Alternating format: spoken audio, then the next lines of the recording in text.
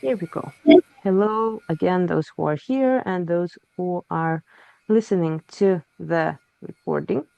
And today we are talking about Lithuanian heritage and culture, and it's going to be an introduction both to this topic and to the upcoming course with the same name, Lithuanian heritage and culture. So we'll see how that goes. I shared before starting the recording that my wish today is to kind of paint this whole view of what is Lithuanian heritage and what we consider part of it, and maybe share some ideas after my presentation about what each of us consider part of Lithuanian heritage and culture. And actually, to start with, I think there are some new people here. So very quickly, I'll just say a few words about myself so that you know who you are dealing with, and then we'll move on to our today's topic. So my name is Evelina Viktorija Žemeikytė. I live in Lithuania, and I am a genealogy researcher, and I like to call myself an enthusiast of Lithuanian culture and traditions because my main area of work is still genealogy, and in a moment I will tell you how I connect them. But my main areas of work are workshops and classes and lectures, private consultations, specifically on these topics: family genealogy, getting to know one's roots, and also Lithuanian heritage, local history, and traditions. Okay. And of course, as we are talking about specifically Lithuanian heritage, not just any kind of heritage, but specifically Lithuanian, we should start with Lithuania or Lietuva in Lithuanian. Um, it's always curious why in English we have the spelling TH, but I think it's because it came to English language through Greek, and there was a specific letter that was kind of transferred like that. Although in Lithuanian, it would be Lietuva, just with the T. And well, that was a little bit off topic, but it's always curious. But if you would think about Lithuania, what is the first thing that comes to mind? Just think about it. What is the first thing that comes to mind when we are talking about Lithuania? And I understand that for each of us, it will be different. Maybe some of you have been to Lithuania, some of you might not have been to Lithuania. Some of you have heard stories from your family, maybe in your childhood or even now. Maybe you share the stories with your um, extended family and maybe friends, or maybe you didn't have a chance to share all those things, but you probably have you feel some connection to Lithuania if you're here. Yes, you want to learn more, or you already know quite a lot and maybe want to expand your knowledge. But the first thing that Lithuania is to me personally, I'd say it's the feeling. You know, what is Lithuania? It's the feeling, and you kind of cannot explain it. We had a lecture before that was the topic was similar, but the title of that lecture was "The Magic of Lithuanian World," and I feel that if we go deep enough in getting to know the history, mythology, folklore, etc., we kind of don't have a choice but to feel the magic in it. And it's always mysterious. It's always green, I guess, is the color, you know. It's always full of everything. We just need to, well, spend some energy and time to getting to know Lithuania. And you cannot even say that it's a country or a state or something. It's just in our roots, you know, that Lithuania is in our roots, no matter the circumstances. If I'm here or you are somewhere in another country, we still share those roots. And, you know, if we try to name all those things, what we connect Lithuania to, For some people, it would be the history. For some people, it will be the nature. It's going to be different for each person, So we'll try to look at different aspects today. And at the end, maybe you'll be able to share with us which aspects do you identify most with. And I said I was going to explain the connection that I make between genealogy and heritage and culture. And although they are connected, sometimes maybe it's not so clear how we can connect them. And I remember this one time um, I was asking people who were in one of the sessions, I said, would you like to learn about some dialects? I think I wanted to give them like a handout or something.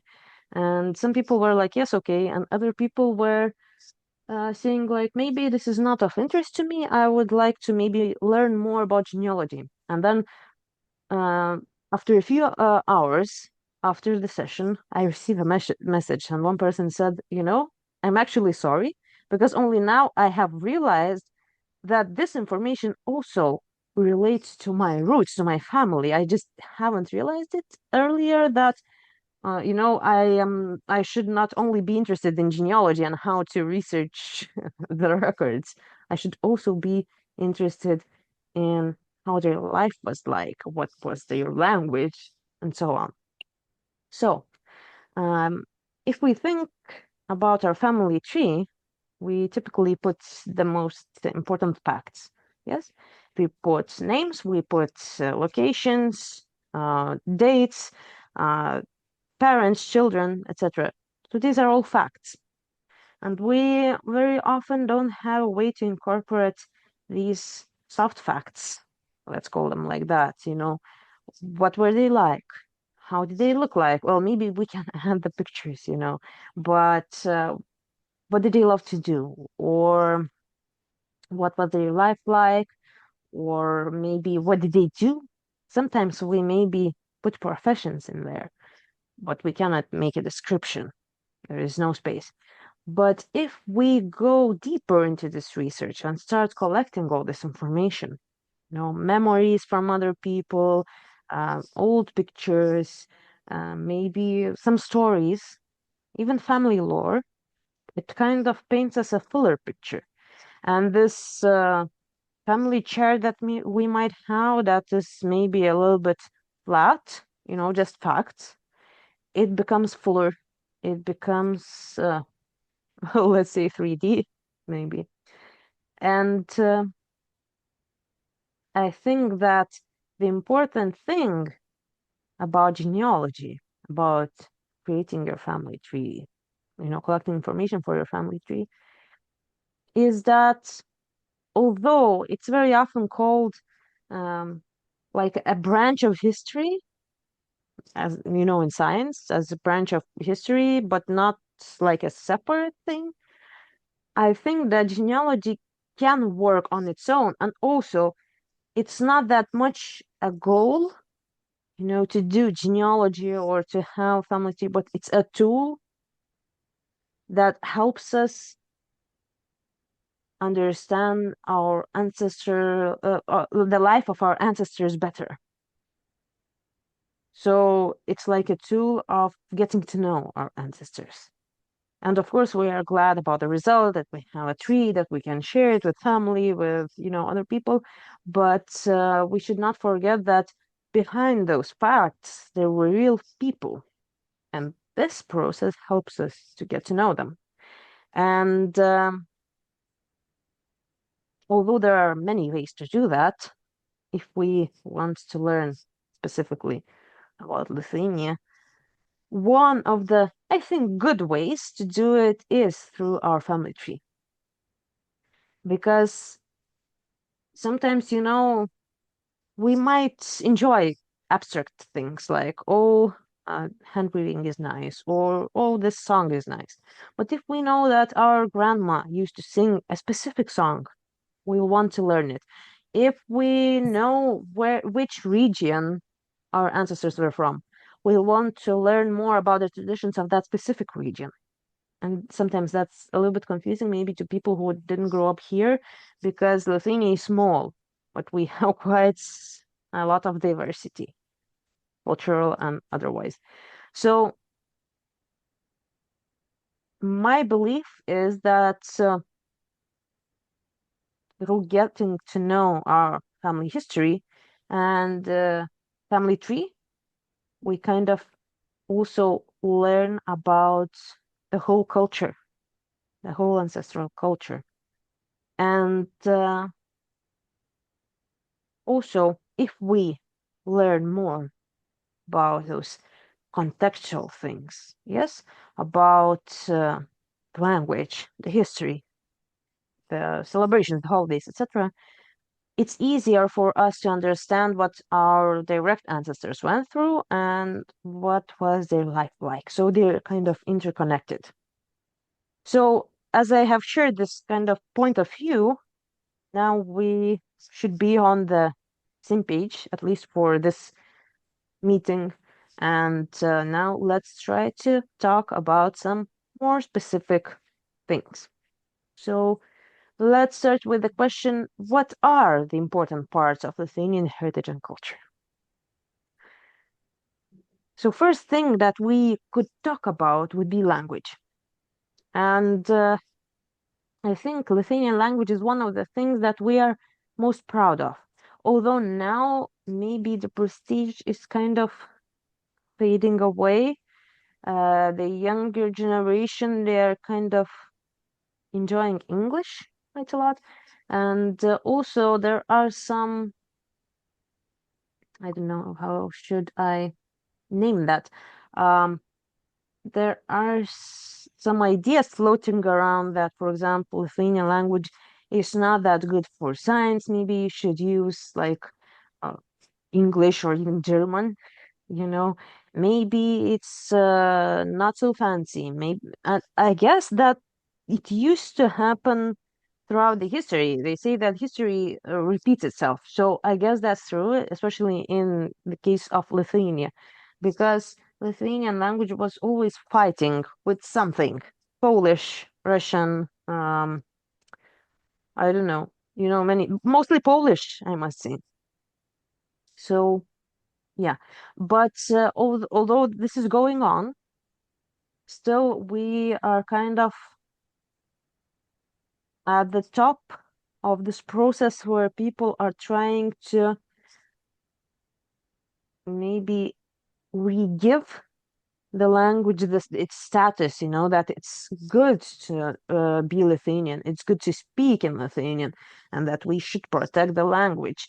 Although then there are also people who say, language is a natural process and we should go with the flow.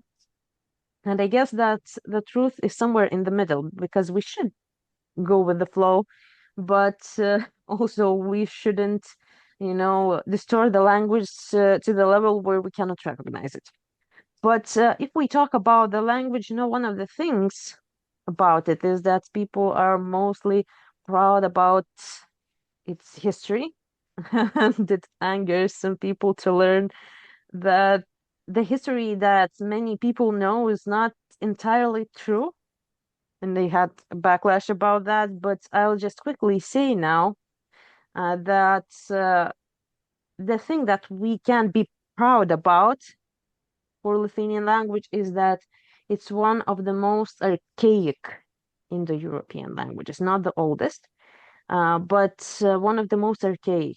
And that's why researchers are so interested in it, because we kind of, I don't know, we were always in this kind of bubble probably, and maybe because there were all these influences from other languages that people kind of didn't want to change the language, and they kept many things. For example, Latvian is more modern than Lithuanian, although we are both Baltic languages. So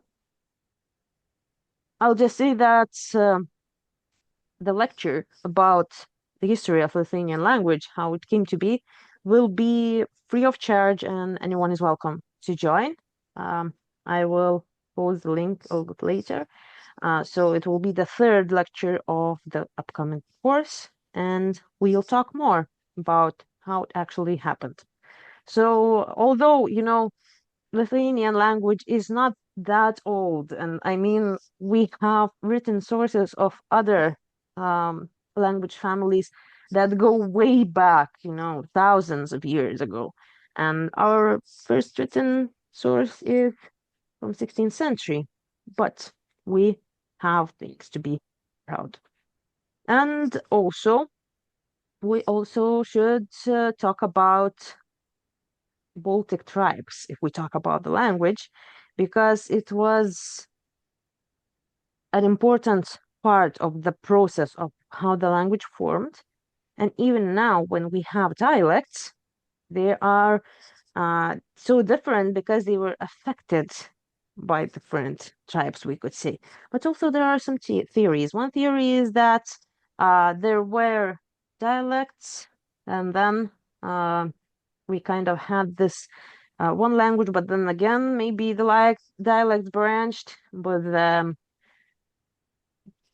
most well-known theory is that after Lithuanian branched from Proto-Baltic, so the language that was there before Lithuanian came to be, and then only after quite a while there were dialects formed because, of the changes of people moving around to different parts, to different locations, and that's when the dialects that we know now formed. And of course, they have similarities, they have differences, so we'll try to talk about some of those things too. Another important part of Lithuanian heritage would be mythology. And Lithuanian mythology is probably one of the most interesting topics to talk about Lithuanian culture, but also one of the most mysterious and maybe least understood. Maybe not, that people kind of have some idea about it, but the common knowledge that floats around is only about, there are some gods from Baltic religion, and they are responsible for different areas. And although it's true to some extent, yes, there were gods who were responsible for different areas, the process is a little bit more complicated. And, the gods and goddesses that we know now as like the typical Baltic gods, some of them were only mentioned for the first time in quite late. I think in the 19th century, because some of the writers who included them, they were taking this kind of romantic approach to Lithuanian mythology and Lithuanian religion. And of course, 19th century is nowhere close to when the old religion wasn't affected by Christianity, etc. But they were kind of romanticizing all of it, and some of the names are first mentioned only then, and no one knows for sure if actually those gods and goddesses existed before in the Athenian mind, but they were kind of adapted, and some people kind of rely on that information, although it might not be entirely true. So that's something to talk about. But of course, there are older mentions of Lithuanian gods. The names are quite interesting, so we'll try to talk about those. In the course, it would take quite a lot of time, to name even some of them. But the idea is that the first mentions of gods that Lithuanians worshipped, they are actually in the sources of the enemies or the neighbors, people who were kind of fighting, who were trying to bring Christianity, etc., etc. So also, we are not sure how accurate that information is, but we don't have anything better. My mythology professor says this: if someone tells you that this is undeniable, this is true, then you shouldn't believe them because no one knows for sure. We kind of have all the data collected, we have that information, and we can make some conclusions for ourselves, but we should never think that this is 100% true because we don't know. And this is actually a painting of one of the artists from Lithuania, but actually these gods that are depicted here in the middle, we see one of the main gods, Perkūnas, so the god of thunder. This is based on more on Prussian mythology than Lethanian, although we also are not sure if maybe they share these gods. Of course, we had Perkūnas, but the other two, Patulas and Patrimpas, one is responsible for the underworld, another is responsible for harvest, for the livelihood, for everything that grows in the fields. They might have different names in Lithuanian culture, but still, it's part of the Baltic religion. And the thing is that there were several waves of Lithuanian old religion and mythology. They went through these several waves. And at first, there was Baltic religion, right? Then, after Christianity came, they kind of got affected by each other. And after a while, many parts of the old religion, they kind of became folklore, part of folklore. So there might be some symbolisms in traditional songs. There might be symbolisms and stories in folk tales. There are several types of spoken word and not just simple tales.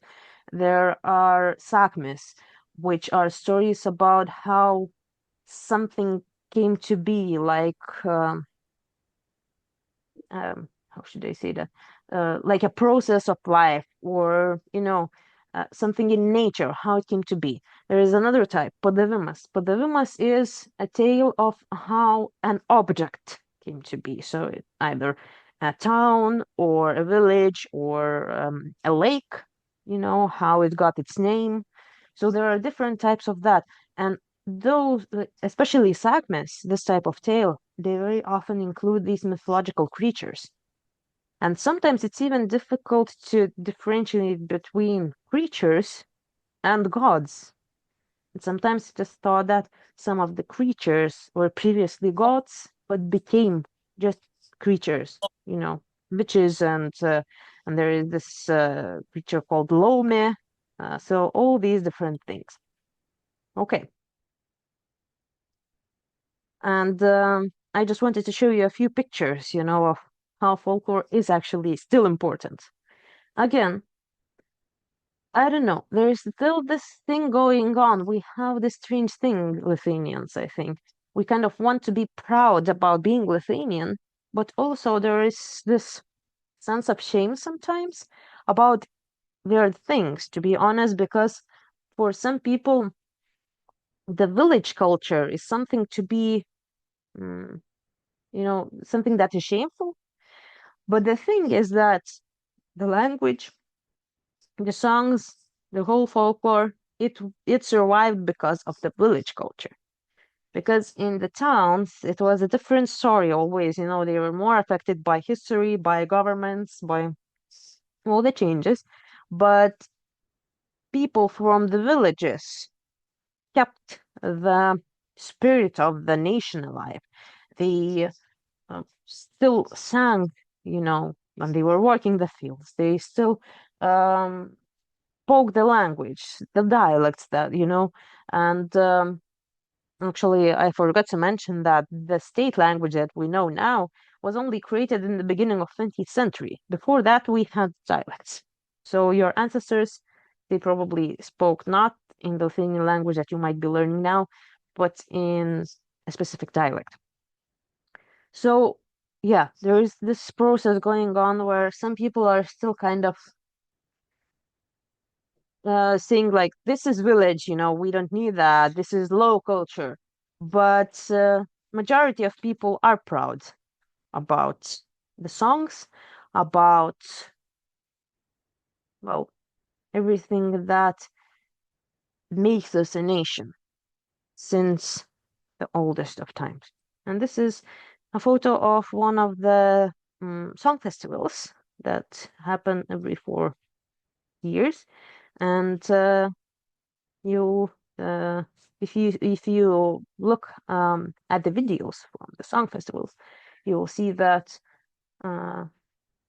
the pride of being Lithuanian is real. The Lithuanian is really sensed in those song festivals, and it's becoming more and more popular to join like a singing club or etc. To learn more about your culture, even if you might have lost it or your family have lost it for several generations. And if I would need to tell you how this feels like folklore, I would say this picture is very accurate. It is a collage made by someone. I have provided a link. I found it on Facebook. So these women, what are doing? They are actually dancing. And I'm curious, actually, you probably heard about the specific type of song, sutartinė, which is a multi-voiced song, but there are specific ways to sing them, and they can also be danced. And so, yeah, they can be danced, and it's interesting, really. And I feel that this depicts this spirit of Lithuanian, um, the spirit of Lithuania probably quite well. Okay, we should also talk about art. And I will say just, immediately that we can make two branches in this topic. One is folk art, another is just, I will not say modern art. Maybe in each generation it was modern, but it was not folklore. It wouldn't belong to the folk type. It would be just art, but it's also part of our culture. And one of the examples of folk art would be this, the straw gardens. And they are becoming more and more popular again. There are a lot of masters, and more people are learning how to do it, to make these gardens out of straw. I think one of the most fascinating facts about straw gardens for me was learning that it was believed that your ancestor souls can come and visit the house through a straw garden. So you needed to have it if you wanted, your ancestors to visit you. And this was the place, where they could come. And sometimes it is called not even a garden, but sometimes it's called the tree of the world, even like symbolically. But it's actually interesting. And you'll see that it is decorated often with straw birds. And in many nations, birds are the connectors between the other world and our world. So they kind of can help the souls to travel and visit. So it's interesting. And I mentioned art, yes. So it wouldn't be, I wouldn't do it justice if I wouldn't mention Mikalojus Konstantinas Čiurlionis here, because he is one of the greatest artists that we had to this day, probably, I must say. And I think that although he painted many places, many countries, but still we kind of feel that his paintings are Lithuanian. No, because there is a lot of modern art. In different time periods, there was a lot of modern art. But his paintings are kind of out of the ordinary. And every Lithuanian is proud of Mykolaitis Konstantinas Čiurlionis. So I just wanted to show you a few pictures. My favorite is this. It is called The Tale of the Kings. Yeah. Okay. Of course, we need to mention nature. And if we talk about nature, we should talk about the fields, we should talk about the herbs, we should talk about trees and mushrooms and berries and all of those things. And the thing is that Lithuanians always had, well, probably as the most of old cultures, Lithuanians always had this really strong connection to nature, especially to the trees, but also people would treat illnesses using herbs. People would eat what they collected in the forest, you know. And well, it's still going on to this day, although, um, well, as we are getting more and more modern, many people who live, especially in the cities, if they don't have relatives who would share what they collected with them, they'll just buy things, you know, supermarkets, and that's it.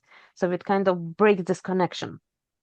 But uh, it's still important, you know, and people still go to the forest and collect mushrooms. And people know which mushrooms they can eat, you know, because of course there are many inedible ones growing there. But you know, we can just name all those things that, yes, this was important, you know, and people would feed themselves like that. But the thing is that it's more than that. It was part of the whole mindset, you know, that I give something to nature and nature gives something to me. It's kind of a circle, the whole circle. And even if we talk about beekeeping, it has really old traditions here. And now I must say that beekeepers, you always think that they shouldn't be angry people, but they are, many of them. But it couldn't be the case before because the connection between the beekeeper and the bees, and then the neighbors who would, you know, share honey and keep the bees together. It was this whole thing. It was so important, and you couldn't be angry when you go to the bees. You know, you need to come with peace. So it's part of the philosophy, I guess, the national philosophy. And of course, we need to mention food here. So, well, food is probably what makes the distinction between different nations, mm, maybe, you know, really uh, clear. You know, we see that this food is Lithuanian, this is Polish, this is French, etc., etc. But well, you will probably recognize this. Although, actually, the story of this picture is that this was made in Spain, and some people, when they see this picture, they think that this is borscht, but this is not. It's cold pink soup, beetroot soup. Um, it's just that, you know, in Spain you, you don't have the products that you have in Lithuania, so the color might be confusing. But I ate cold pink soup today, so it's a really important part of the culture, you know. There's even a festival dedicated to the soup now in Vilnius. But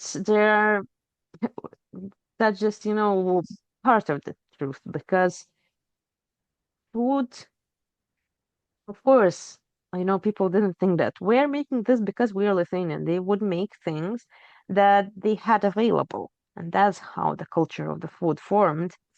But now we are proud of some of the dishes, you know, that this is really Lithuanian and we prepare it and we like it, and maybe people from other places they might not. But also, there are some products, you know, that are typical, not just some, you know, dishes, but products specifically. And another thing is that food was one of the main things that helped to create connection to the ancestors. If you think about Christmas Eve, but also All Souls Day. The old name for it was Ilges. Uh, These days, especially, were the days when people would give offerings to their ancestors. So the dinner of Christmas Eve with 12 dishes, first and foremost, was a big offering to ancestors. So you eat, you offer, some things to your ancestors. You leave food on the table. It depends on each region, actually. In some regions, they would put new food before going to sleep, and they believed that the ancestral souls will come and have a feast, you know. So food was one of the ways of connecting yourself to ancestors, of showing them respect and gratitude that they are helping you, because that was believed, that ancestors are helping you. You cannot get them angry. And sometimes you might hear that um, maybe people in the past, they were afraid of ancestors. That's why they were giving these offerings, etc. Maybe it's partly true, but this fair. I don't even think that it's right to say fair, but it was out of respect, that ancestors are helping us. We shouldn't do things that would make them mad, that, would um, hurt them. We should try to do good and also show them that we are thankful. So, yeah. And now we kind of don't have it anymore, of course, with Christianity and etc.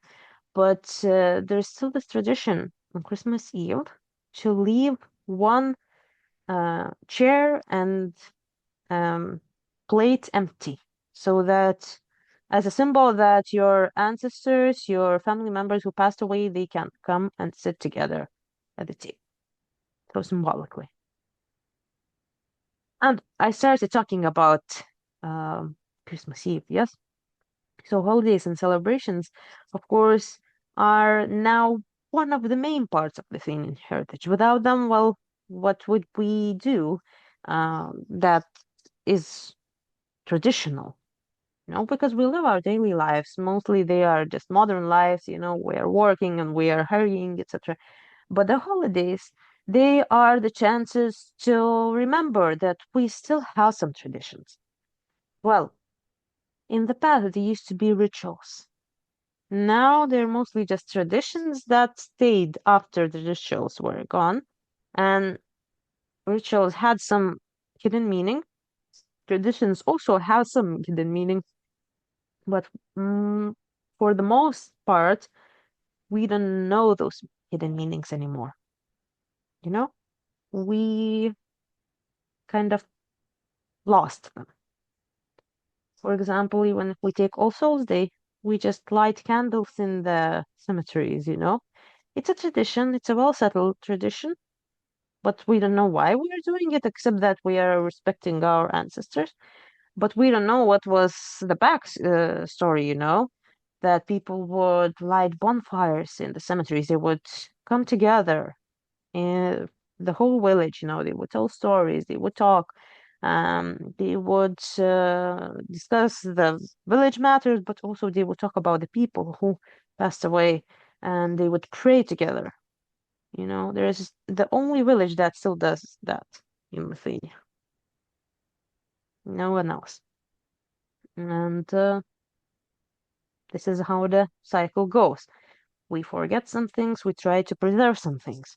The chart that you see now on the screen is kind of a symbolic chart. It's not like the established version. It's just it was created by some people who wanted to show um, the cycle of the year. So we'd say the top point would be Joninės or Rasos. So that would be summer solstice. And there are still traditions that are kept alive regarding that holiday.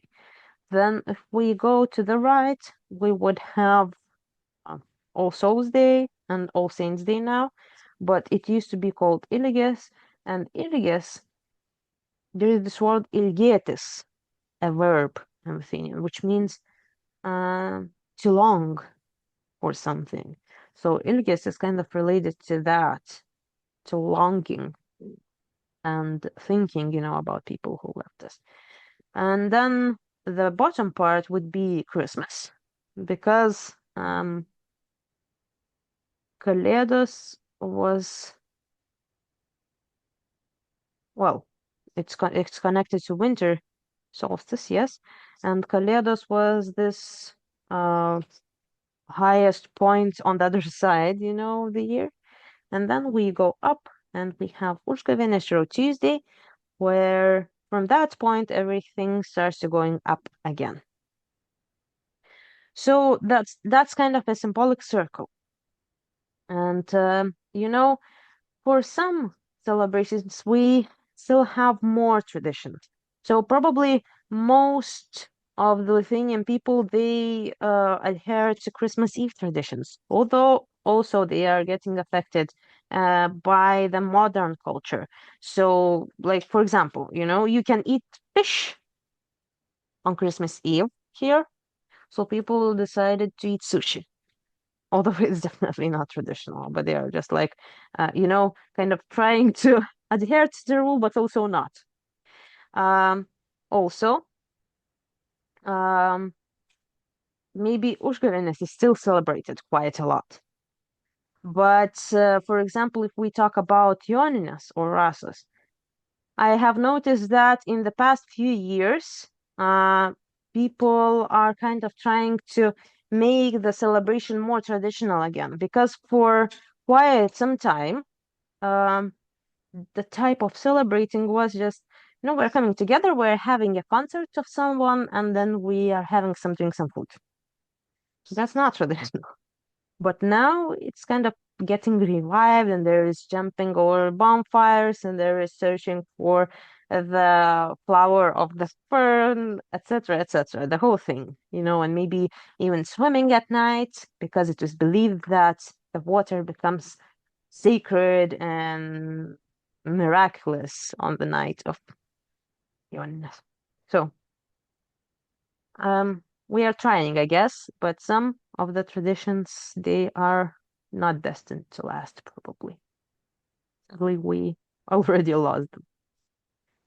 And someone asked me when they were registering for the session, so how did it happen with Christianity and the Baltic religion and the Baltic faith, the old world and the new world?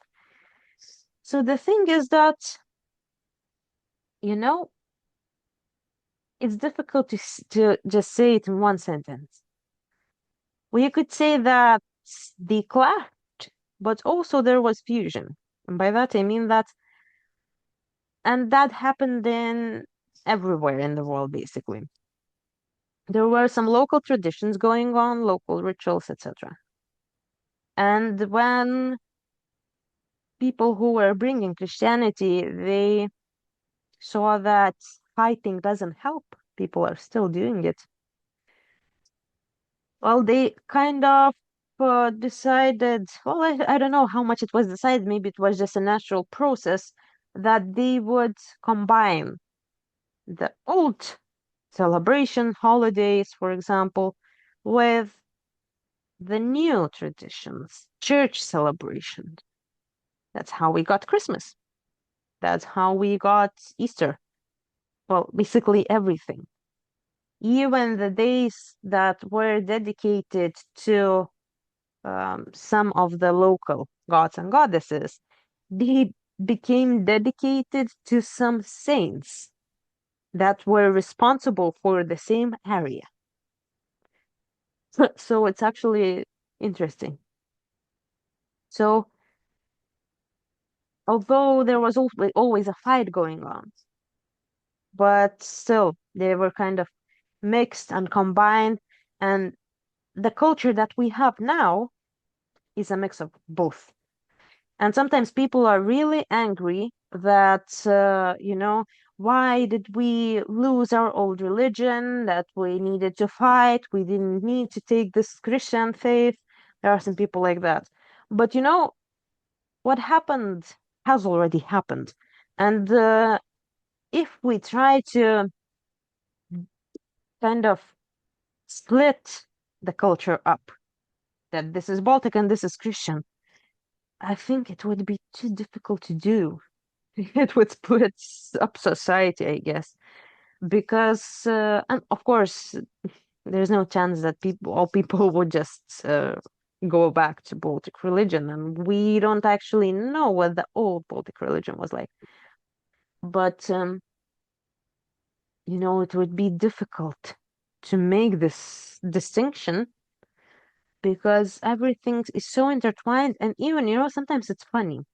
I'm thinking there are things that if you read catechisms, the rules of the faith, you would say, well, this is a sin, you cannot do that. But then here in Lithuania, we have some kind of traditions, but they are connected to the church and they are kind of combined, and no one considers them sins. It's kind of just natural that we do this. We can take any of those traditions. And for the longest of time, it was like that. You go to the church, you participate in the mass, then after that, you have a celebration at home with your friends or family, or there is a celebration going on in your town, and it's kind of a whole unit. Although some of the things might contradict the church teaching, but no one thinks that. So, yeah, it's interesting.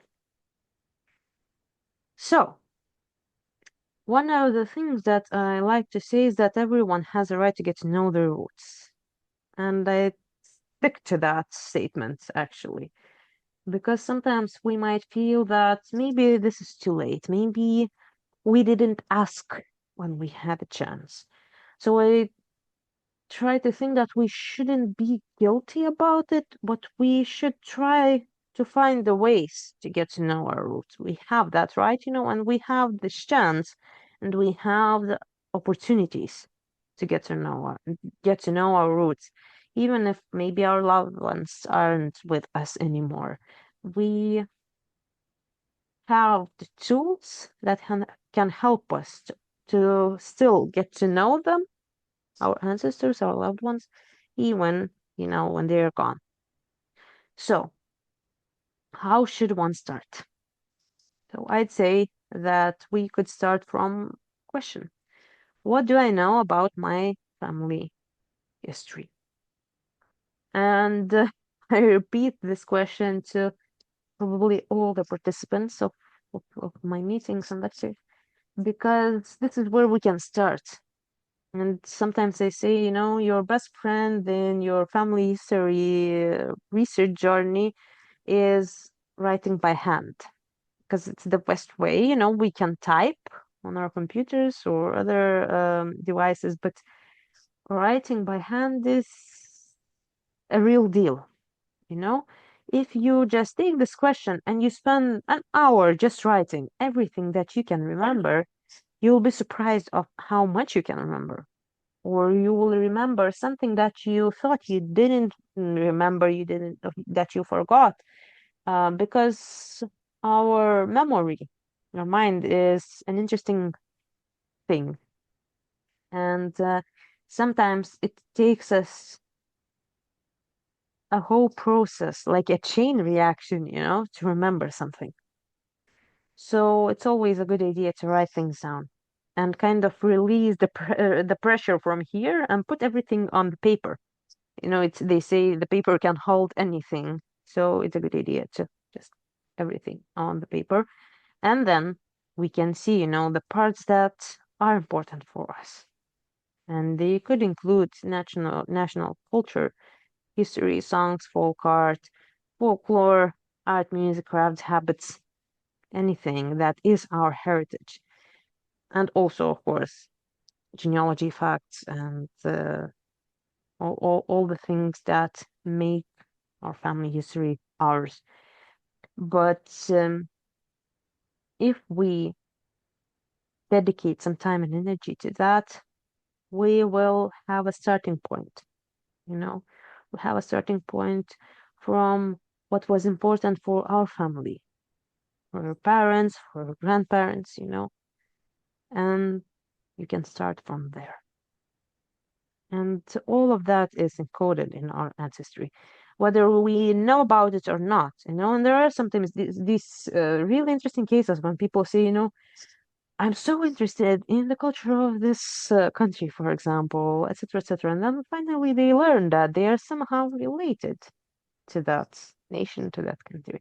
So life is a funny, funny thing, you know? But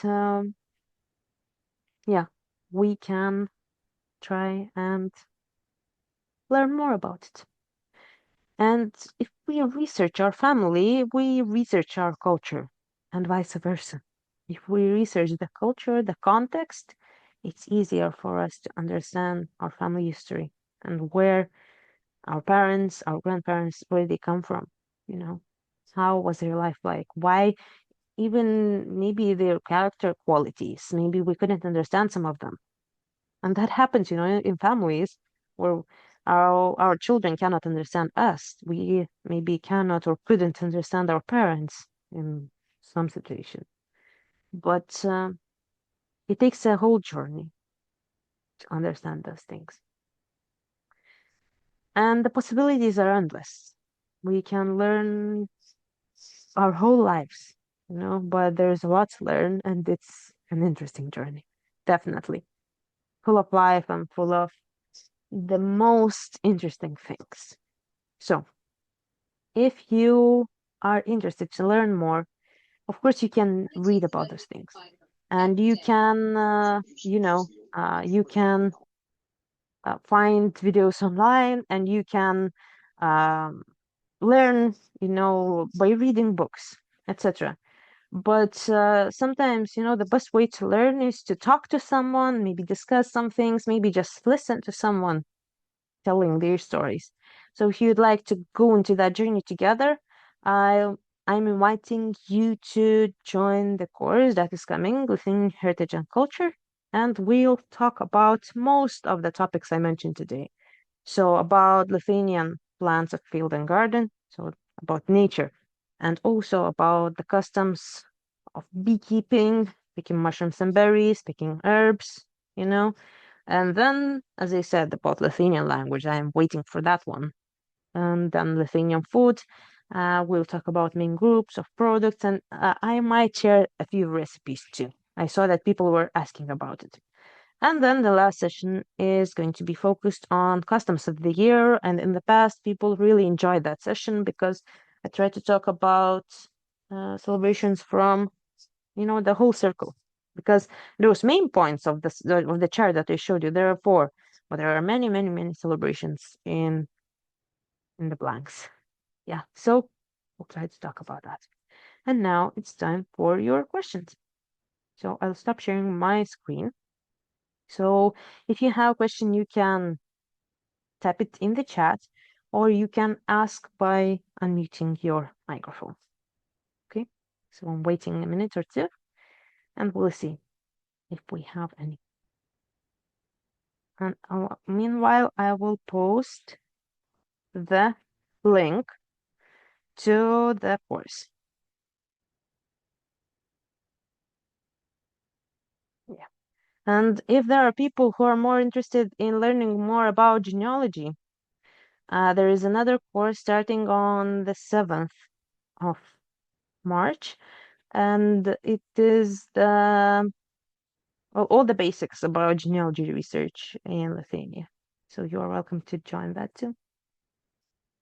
Do we have questions? If not, then I will wait for your emails if you think of something. And yeah, you can always email me. I try to either answer by email or include those topics in the future lectures. Some of them are always free and open access. So, you are welcome to let me know what are the topics that are interesting to you. And also, I will say that you are welcome to join our Facebook group, Strong Roots Genealogy. Facebook group, community group, where you can share your questions and share your stories and what you find that relates to Lithuanian genealogy. And I share my news there too. Sometimes I post additional videos that I don't post anywhere else. So yeah, and I will send you those links via email after this recording uploads to YouTube. Good. So we are finishing today. Thank you for being here.